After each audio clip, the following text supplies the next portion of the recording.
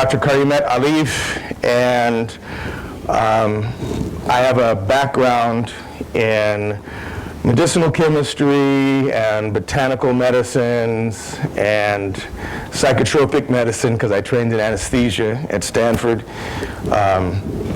Also did MD PhD training at Stanford.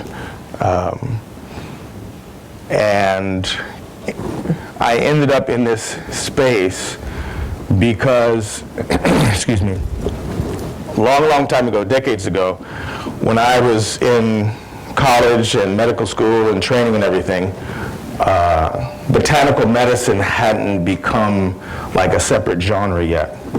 So some of you may know that basically all medicines come from nature, usually from plants, and then they may be modified in some way or another. And so I was working in the space of what's called tumor-promoting agents that are looking at what sort of processes cause cancer to grow in people. It sounds like the most morbid thing that anybody could do, I guess. Is it feeding back from another thing? No, go ahead. Okay. I know this is the city of Hendrix, so sometimes we just...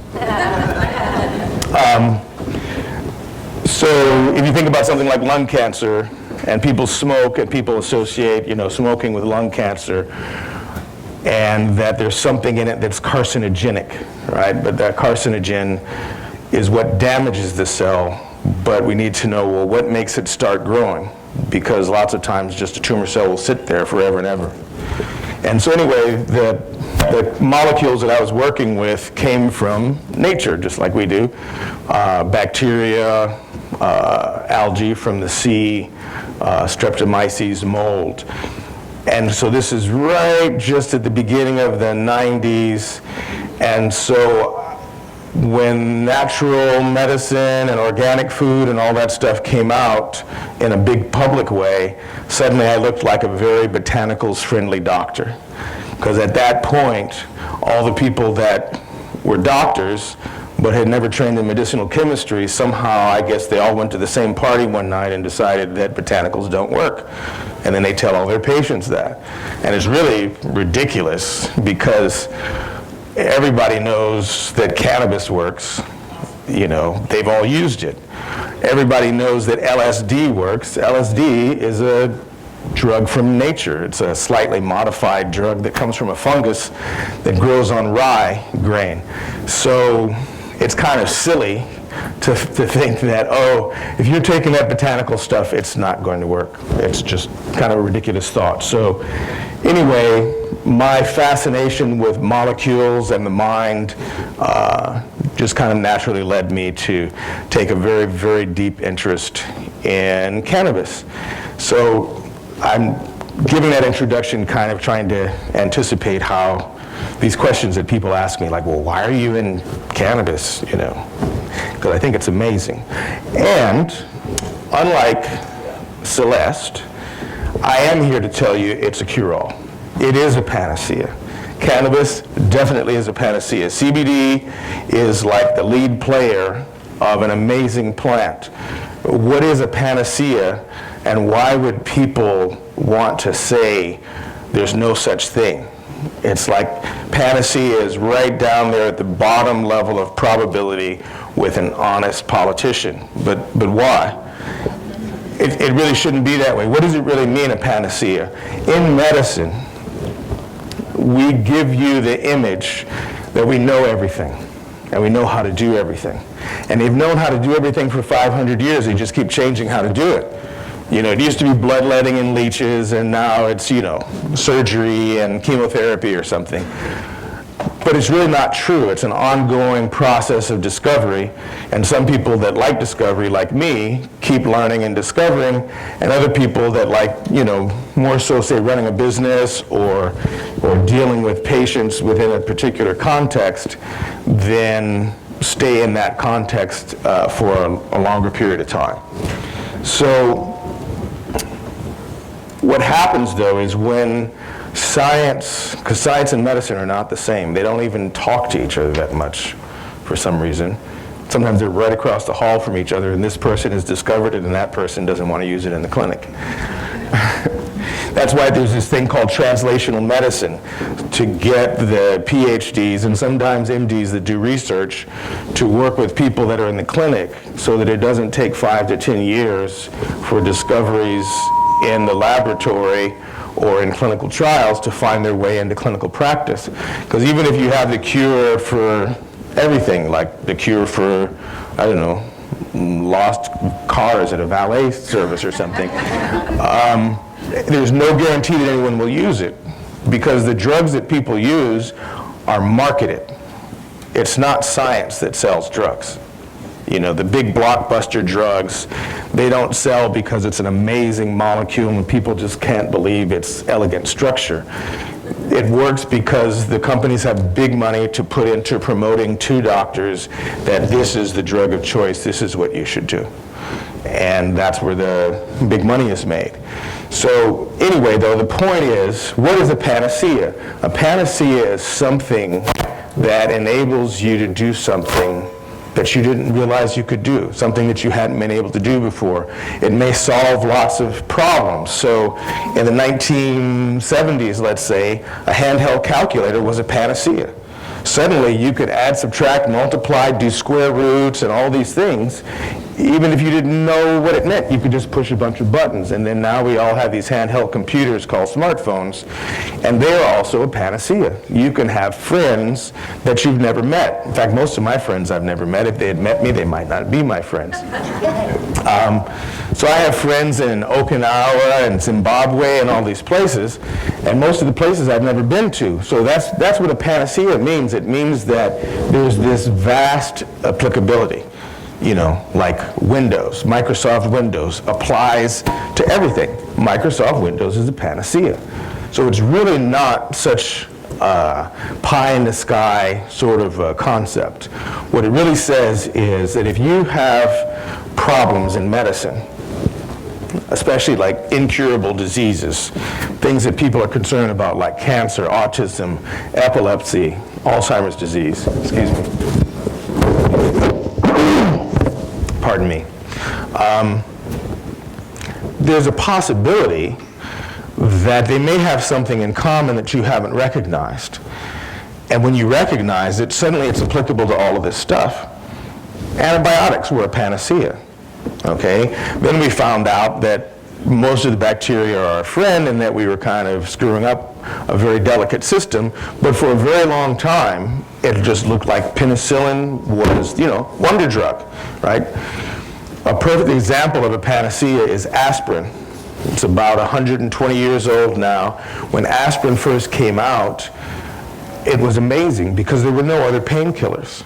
So there was no OxyContin and codeine and all those sorts of things, even though opium was available, but it was usually a party drug. It wasn't a medical drug. When aspirin first came out in the 1800s, it used to be used for labor and delivery.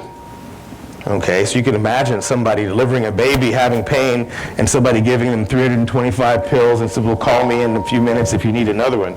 Compare that to fentanyl, there's no comparison, okay? But it was used for, you know, all the things that we use it for, fever and sore joints and all that sort of thing. But what made it so special, and it also is a botanical.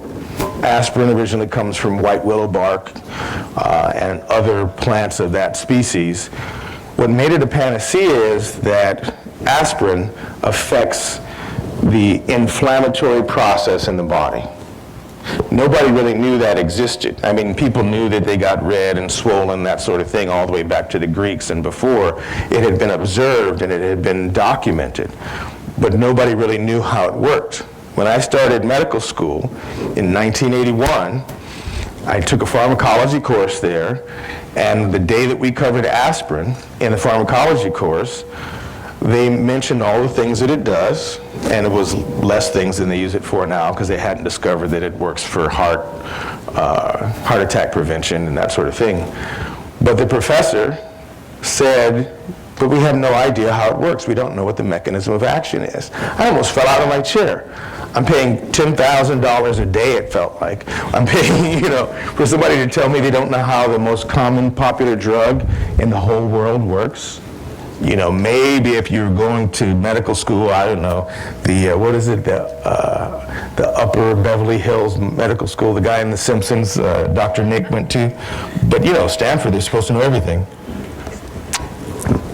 So if somebody says to you, well, I can't really use this CBD or this stuff for a patient because we don't know how it works, we don't know what the mechanism of action is, we don't know what the right dose is, those are just stalling tactics. They're actually saying ridiculous things, not partially reasonable things. They're primarily saying things that no one who's ever done clinical trial research should ever say, or they're really just hedging their bets and protecting their approach. Because there are two different approaches to this cannabis world, to the endocannabinoid system, and one is a pharmaceutical approach, and the other one is, if you will, a natural medicine or full spectrum, whole botanical approach. Those are very, very different worlds. Whole botanicals primarily is the space of small businesses. It's not the space of pharmaceuticals. Pharmaceuticals are a protected industry. I hope there aren't any pharmaceutical people here that will be offended by the things that I say, but they're true. But people are often offended by the truth.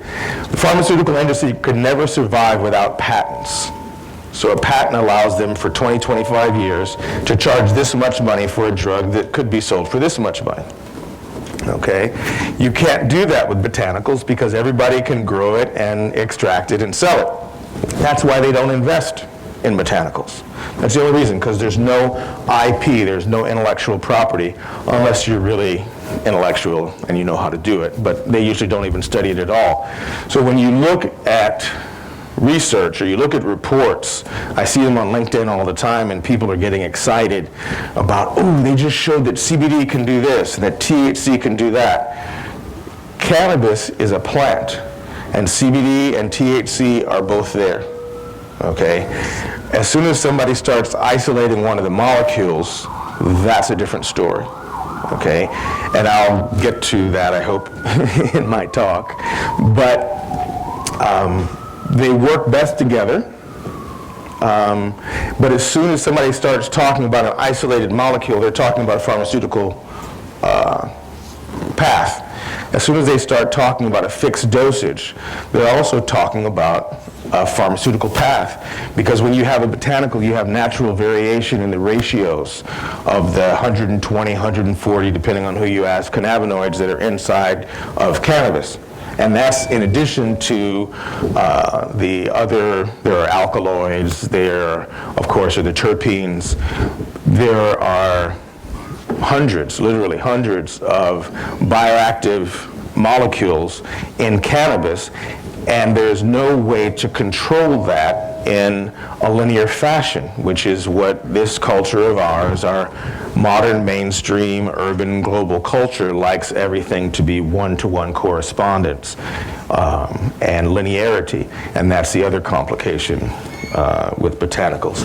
So I'm going to rein myself in, because cannabis, lots of people do cannabis all night. I do cannabis all night on my iPad, reading papers, because it's the most fascinating thing I've ever seen. I may not look like a geek, but I just, my wife will tell you, it's like, come on, it's 4 o'clock. I said, but I just found another paper, And the things that cannabis does, to me, are mind-blowing. So let me just go ahead and jump into this, if this allows me to jump. What should I be pointing this at?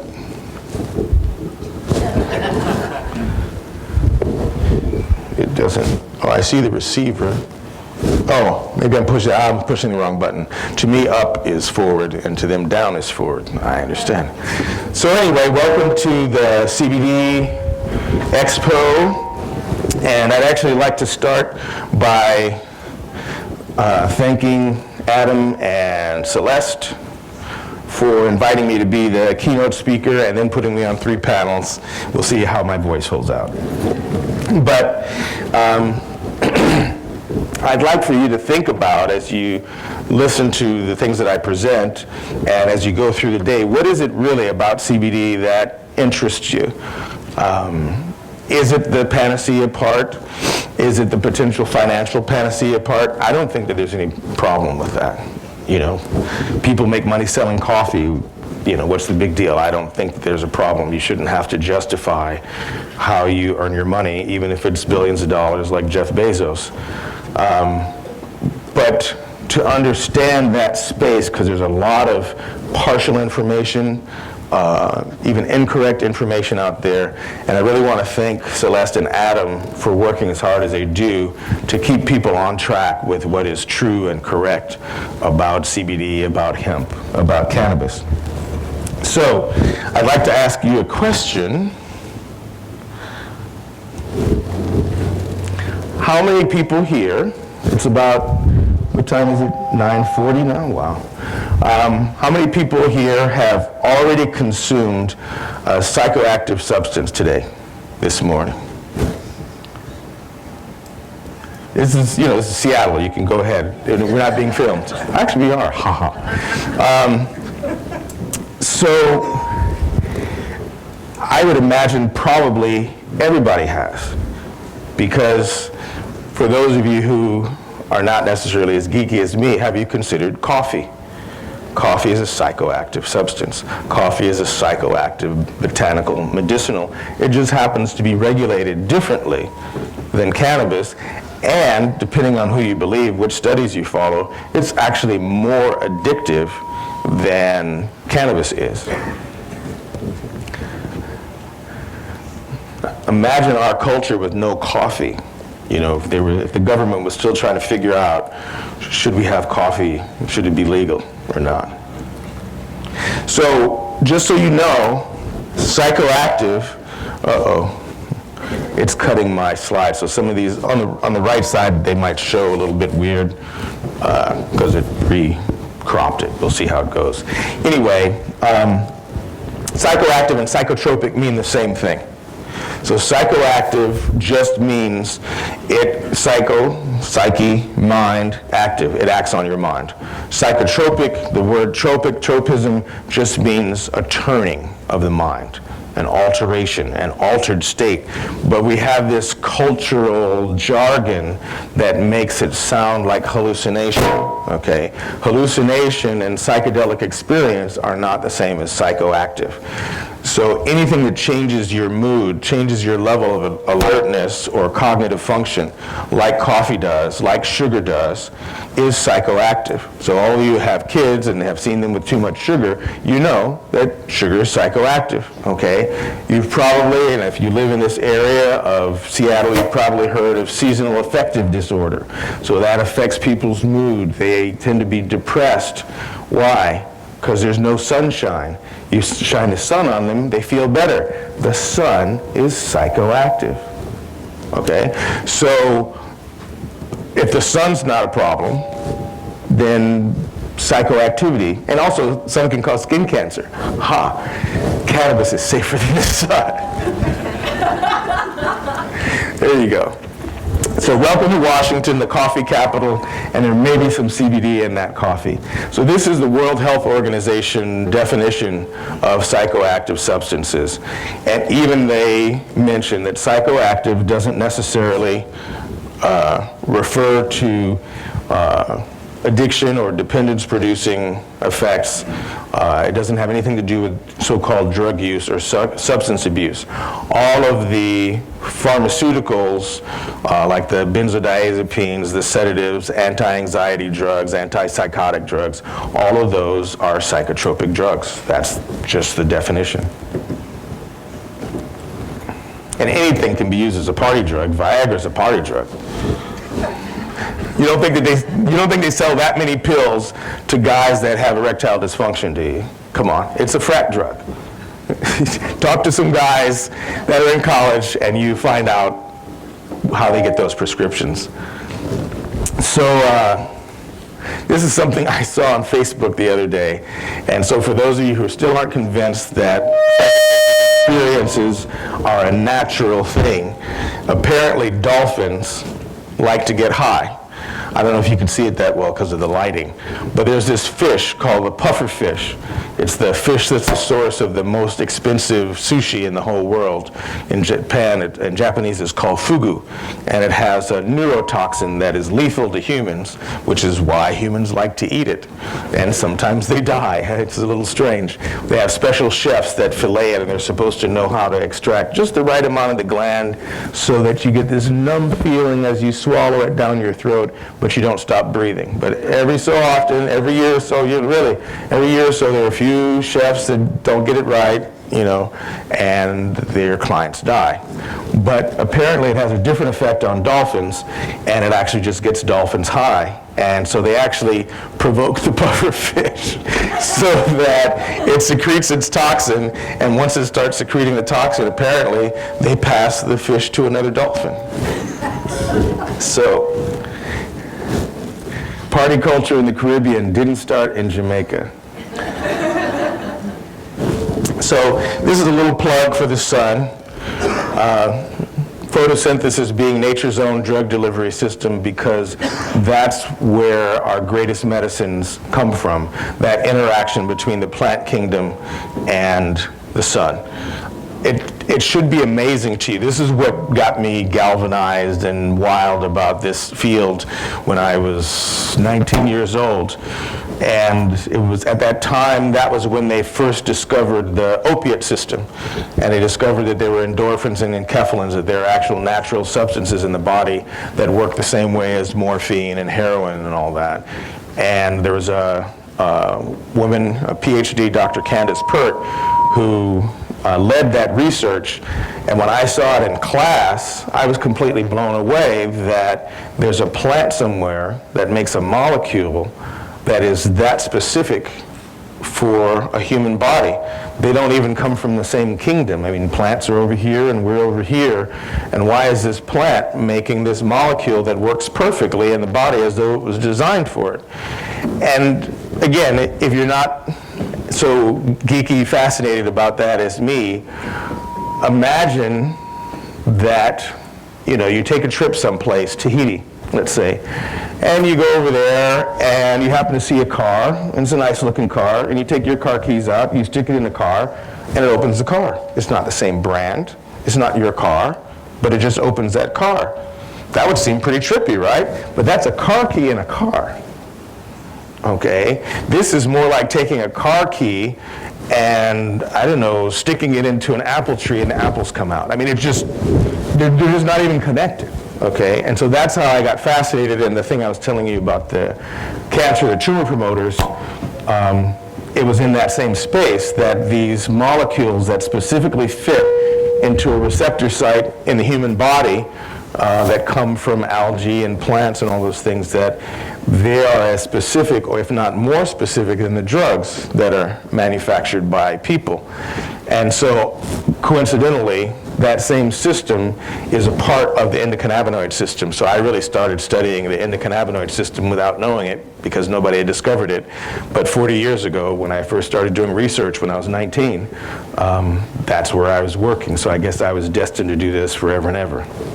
So first, I would like to encourage you to forget whatever you might think that you know about hemp or cannabis from your experiences in high school or college or last night, and consider, do you really know cannabis?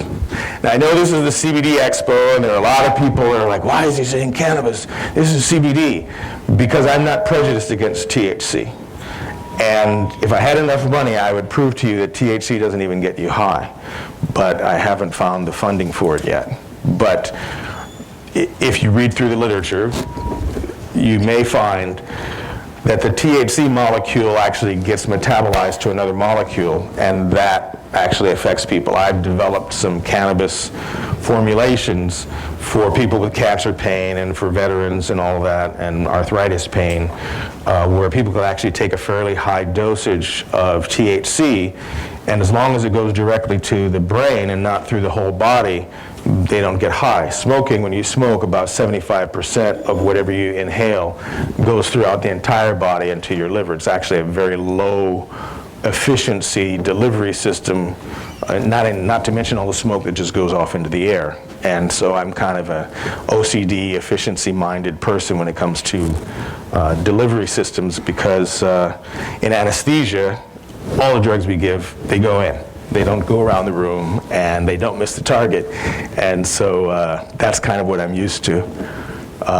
Because when people have pain and other issues, I really want them to get what they need. So as I mentioned earlier, how well do you really know coffee? And that coffee and cannabis are both psychoactive plants, and here's some studies looking at the effects of coffee and caffeine, caffeinated drinks, and their effect on the risk of depression. And they actually have, if you will, an antidepressive effect, in that moment, just from a single cup of coffee or 5-hour energy or whatever. And this is just a slide, just is put up there with the intent of being overwhelming. It has a bunch of numbers there, but it's just to show that coffee is not just caffeine, okay? And I mention that because cannabis is not just THC and it's not just CBD. Just because 60 to 90% of the chemical content of a cannabis plant is THC or CBD is not a reason to ignore all the other molecules that are there. Just because there may only even be a few micrograms of, say, another cannabinoid like cannabigerol or cannabinol doesn't mean that they are not keying in the major effect. But in this culture that we have a tendency to pay most attention to the majority. Okay, and the other aspect is power. And so when the studies were done to see what is active in cannabis, the most power, the most exhilaration that humans seem to get out of when it comes to power is the ability to control another person. So if you can change another person's mood, if you can change their mind, if you can change them from saying no to saying yes, in addition to the effect, there's a certain level of exhilaration that people get. At least I see it on television. And so, and it happens in the hospital, it happens in the operating room. People are impressed by that. And so when they, CBD was discovered before THC, but it didn't get anybody high, so they're like, yeah, whatever. Because nobody was interested to see, well, is it good for pain? Is it good for, menstrual cycle pain or arthritis or something, maybe cancer? Nah, they're tossed. And then later when they find THC, everybody's happy because look, hey, everybody's laughing, we found the right molecule. And the rest of it is for nothing, okay? That means that there was a distinct power focus in that. And that they're thinking of this plant as just being about getting people high.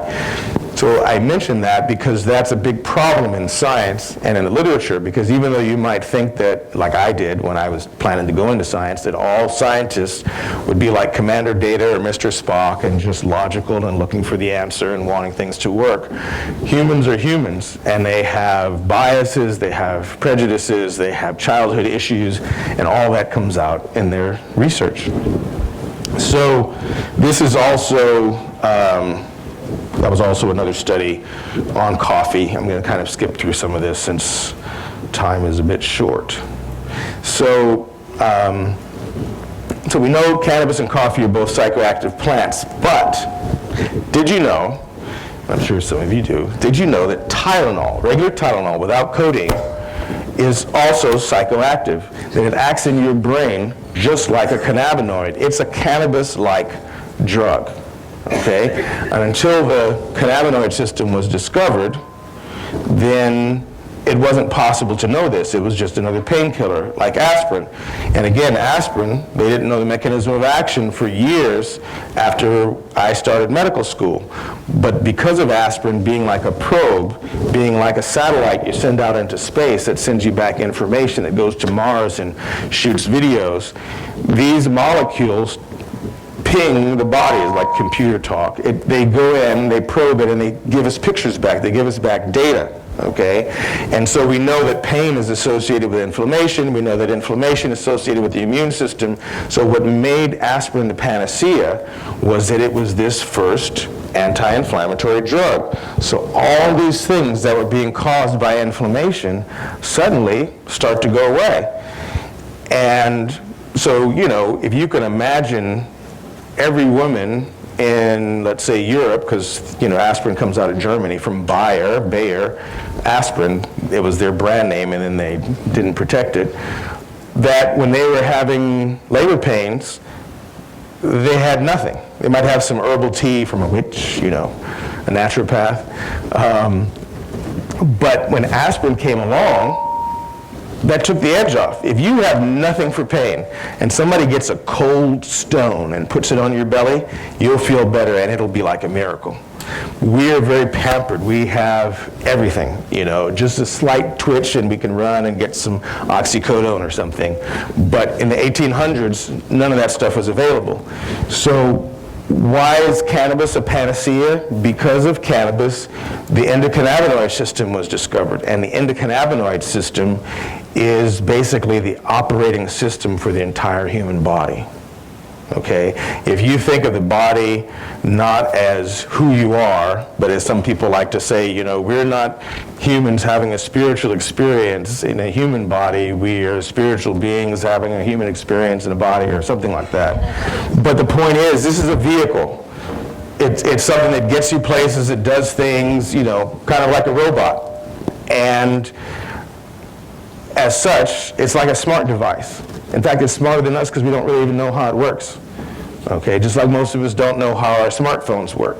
We know how to punch a few buttons, but if somebody took your smartphone apart and said, here, go ahead, put it back together, or, there's so many functions on there that only teenagers know that nobody over 30 or 40 years old has time to figure out, okay? Our bodies are like that. So if you think of your body as a smart device, smart body, what's its operating system? What allows it to run all of these apps? Your personality, your intellect, your job, your relationships. These are all little apps that are running on your smart body. And they need to correlate, they need to connect, they need to share information, and they need to have a fundamental way of interacting with the entire system so that when you see somebody that you care about, say your children, grandchildren, spouse, or something, you have pupillary dilation, your breath gets deeper, your pulse rate changes, there's a psychoactive effect just to getting a hug, okay? And so all of this is very well coordinated within the human body. It's not happening by accident. And as all of those things are going on, the entire body knows what's going on. You might be able to lie to your roommate and say, I don't think she's that pretty. But the rest of your body knows that you're like, excited, even though you're just sitting there like that, vaping and pretending to be very cool. So that's what it takes for a device like that to work. It needs an operating system. So I propose to you to consider this endocannabinoid operating system is like if suddenly there had been these devices around, smartphones for hundreds of years, and no one knew how they worked, which may happen in the future considering how our educational system is going. You can imagine somebody 150 years from now, they still know how to text and call and all those things, but how does the signal get from here to Japan? What's a fiber optic cable? What's a 5G system? And why did it go from 5G, from 4G to 3G? What are those Gs? What are they doing? How does that really work? And then there's Bluetooth, and there's all these things, and there's all these electromagnetic waves passing through our rooms and our bodies that are in these rooms right now. How many of us even know that any of that stuff is going on? So this system, once you understand it, then you start to see some of the effects that it has. So radiation in the 1930s and 40s, that was the big panacea, all the superheroes. Radioactive spider, hit with gamma radiation, Doc Bruce Banner, because it was like this impressive thing. This bomb was a bigger bomb than ever, and radiation was just beginning to be harnessed, and so now we have microwave ovens. And so those things, that's what a panacea is when you finally discover something that has myriad applications. And so cannabis, CBD, because it has a profound effect on the endocannabinoid system, and the endocannabinoid system has a profound effect on multiple systems, the central nervous system, the immune system, the cardiovascular system, the integumentary system, the skin, all around the body, then lots of things that we didn't necessarily understand before. Lots of, say, neurodegenerative diseases or neurobehavioral conditions start to become accessible. And as people start to know where to look, the current literature will show you, medical science literature, there's this common thread back to inflammation again, that there's increased inflammation in cancer, there's increased inflammation in autism, there's an association potential between autism and what's called leaky gut, which is inflammation in the digestive tract that makes it go from being a nice, tight, like a water balloon, to being more like a mesh bag. And that inflammation, and inflammation, what does the word mean? In means inflammation, flame. It's like little fires in the body, little tiny fires going on all over the place. And can the body put them out? Well, actually the body is producing these little fires.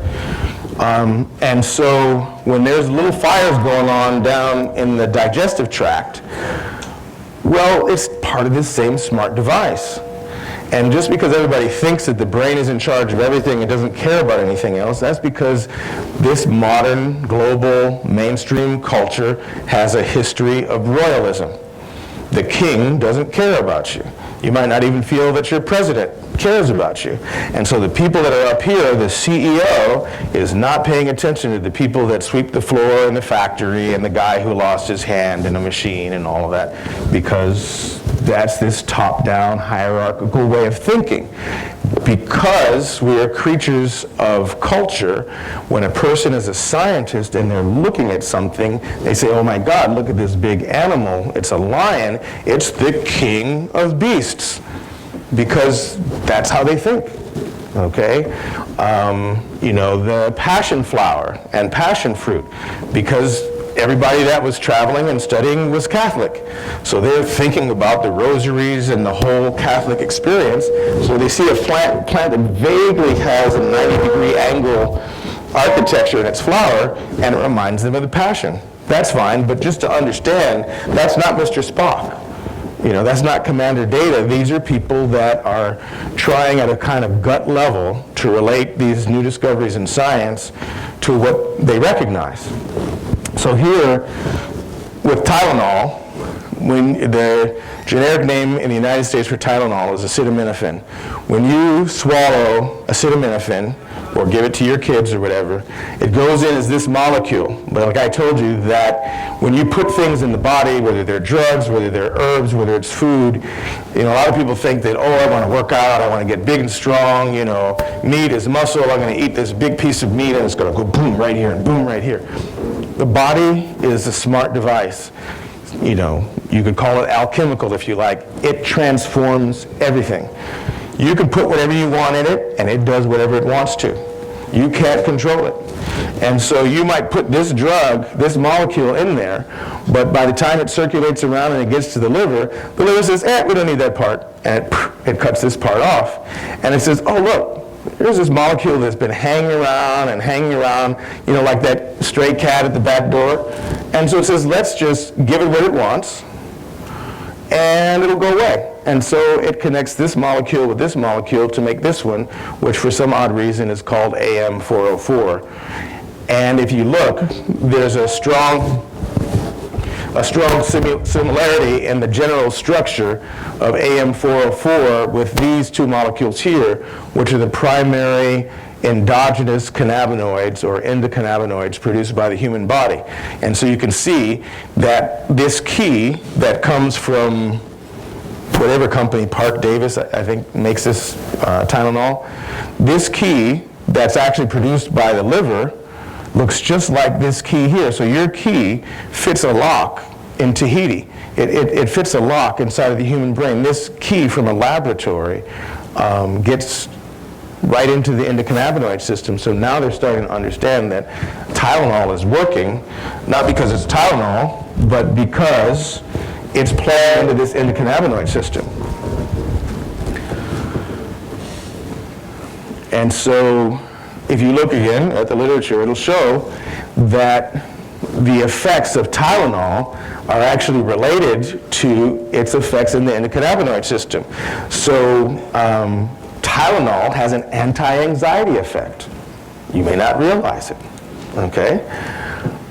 Lots of articles in this space that Tylenol blunts, I don't know why they use that word, Tylenol blunts evaluation sensitivity to both negative and positive stimuli. Okay, what does that mean?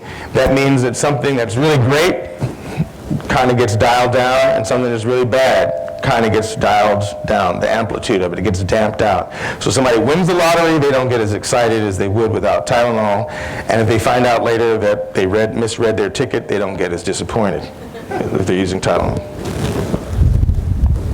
So I'm near the end of time, as was foretold by the ancient text.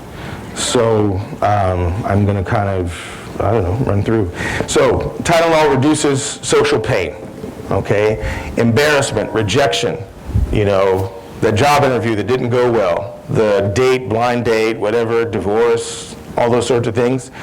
Tylenol reduces that pain and that anxiety, okay? And right here, I highlighted this part. The Tylenol reduces behavioral and neural responses associated with the pain of social rejection, demonstrating substantial overlap between social and physical pain.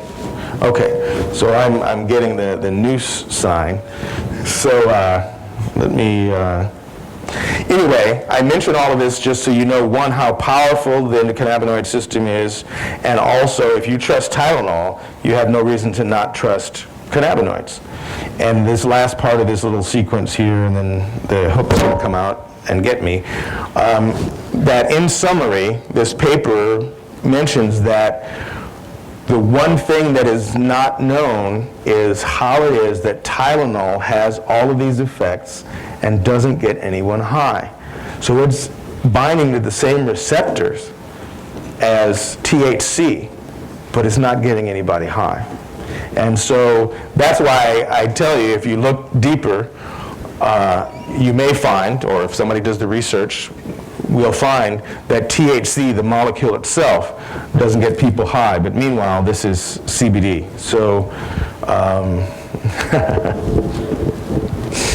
I'm going to stop here, I guess. Thank you, and I hope you really enjoy this expo. Big round of applause. Thank you so much. The people that were waving me off the stage ran away for a second, so I'm going to say one little thing. CBD, cannabis, is going to change the world. So you may not realize it, but all those geeks in Silicon Valley didn't realize it either 40 years ago. I'm serious. I'm not a cheerleader person. I'm not like a feel-good person. I'm just telling you the truth, okay? Here's the thing. This thing plugs into human beings everywhere around the world. If it has an effect on stress, anxiety, and depression, imagine the whole world being 30% less stressed. That's change.